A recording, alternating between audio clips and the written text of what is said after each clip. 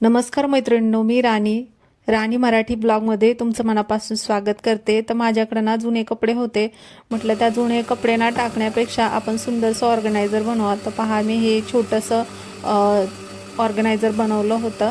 तर माझा जो दुसरा पण चॅनल आहे ना, त्याच्यावर मी अशा पद्धतीने काही ना काही बनवून ना टाकत असते। तर छोटंसं ऑर्गनायझर होतं, जुने कपडे इथे तिथे टाकण्यापेक्षा अशा पद्धतीने छोटंसं हे ऑर्गनायझरमध्ये आपण ना भरपूर असे कपडे ठेवू शकतो, रुमाल, सॉक्स वगैरे भरपूर छोटे छोटे असे कपडे ठेवू शकतो। तर तुम्ही पाहू शकता माझे जे ब्लाऊजचे अस्तर वगैरे आहेत ना, ते मी त्याच्यामध्ये ठेवलेले आहे। तर आणि भरपूर आहेत, ते दिसते एवढं पण भरपूर होते।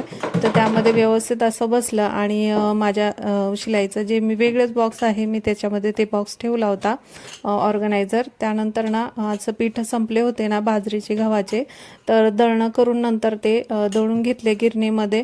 तर दुपारचे वाजले होते 4, तेव्हा ना मी दळणं वगैरे करून घेतले आणि दुपारच्या वेळेस ना 2-3 वाजता छोटंसं ऑर्गनायझर हे बनवून घेतलं। जुने कपडे इथे तिथे टाकण्यापेक्षा ना अशा पद्धतीने काहीतरी बनवलं ना तर यूजमध्ये होतं आणि आपले काही पण कपडे वगैरे असले तर तेही त्यामध्ये ठेवता येते। त्यानंतर ना मी पीठ वगैरे डब्यामध्ये काढून घेतलं आणि सकाळचे जे कपडे होते ना धुतलेले त्याच्या घड्या घालून ठेवल्या आणि घड्या घातल्यानंतर ना मी कुकर लावला होता, त्याच्यामध्ये बटाटे उकडायला घातले होते। तर कुकरच्या शिट्ट्या झाल्या, मी गॅस बंद करून घेतला आणि केक पण बनवलेला होता सकाळी, तोही मी काढून घेतला होता। पण केक पहा असाच किचनवर ठेवलेला आहे, पण असं गोड वगैरे ना घरात जास्त कोणी खातच नाही, त्याच्यामुळे ना मलाच मग तो खावा लागतो, त्याच्यामुळे मी जास्त गोड काही घरात बनवत नाही।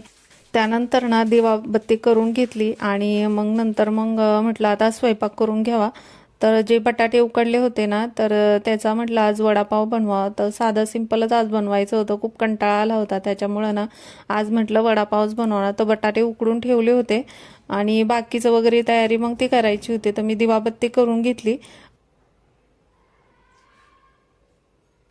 आता ही आहे आमची दीदी, जिचा अभ्यास झालेला आहे आपल्या टेबलवरती।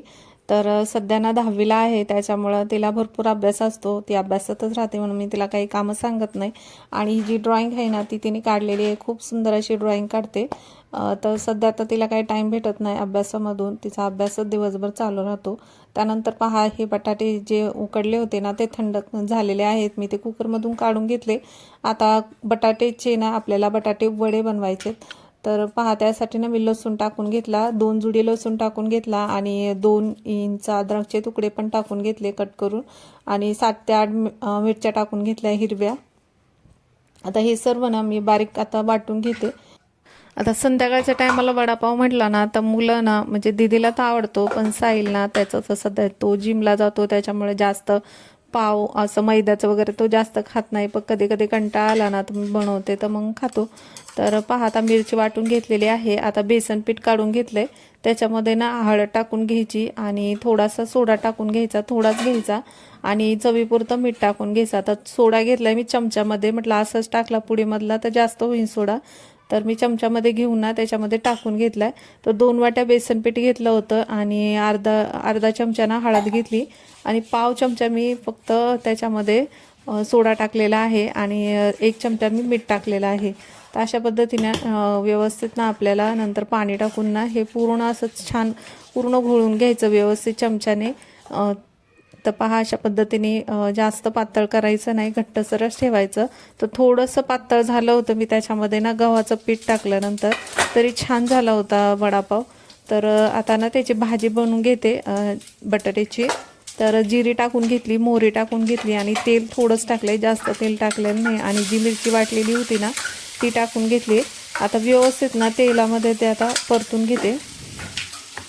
तर पहा, आता परतून घेतल्यानंतर ना थोडंसं हळद टाकायचं आणि चवीपुरतं मीठ टाकायचं आणि तेलामध्ये ना फोडणीमध्ये कढीपत्ता पण नक्की टाका, वडापावमध्ये खूप छान लागतो। कढीपत्ता टाकले, माझ्याकडे नव्हता म्हणून मी नव्हता टाकून घेतला।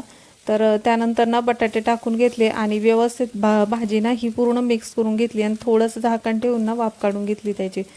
थोडीशी वाफेवर शिजली ना म्हणजे छान वडापाव हा लागतो, म्हणजे वडे छान होतात। तर आता पूर्ण ना जी मिरची वगैरे आहे ना बटाट्याला पूर्ण सर्व मिक्स करून घेते।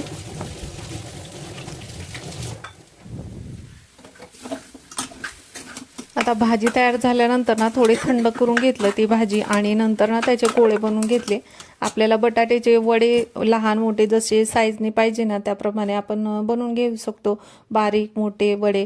तर मी बनवून ठेवले होते आणि नंतर कढईमध्ये ना तेल गरम करायला ठेवलं आणि तेल गरम झाल्यानंतर ना एक एक वडे त्याच्यामध्ये टाकून घेतले। व्यवस्थित बेसन पिठामध्ये ना बुडवून घ्यायचे आणि एक एक टाकून घ्यायचे। आता हे वडे जे तळायचं काम होतं ना ते यांचं होतं, तर ते म्हटले मी तळतो, तर त्याच्यामुळं मग तेच तळत होते वडे। खूप छान असे तळले होते, छान वडापाव हा झाला होता। तर वडे बनवून झाले आणि खायची नुसती गडबड चालली होती की वडापाव कधी आपल्या तोंडात जातोय। तर पहा अशा पद्धतीनं सगळं आता बनवलं होतं, मिरच्या पण काही तळल्या होत्या, मस्त असा वडापाव हा झाला होता। आता अशा पद्धतीने आमचा आजचा बेत होता। व्हिडिओ आवडला असेल व्हिडिओला लाईक करा, शेअर करा आणि चॅनेलला सबस्क्राईब करा।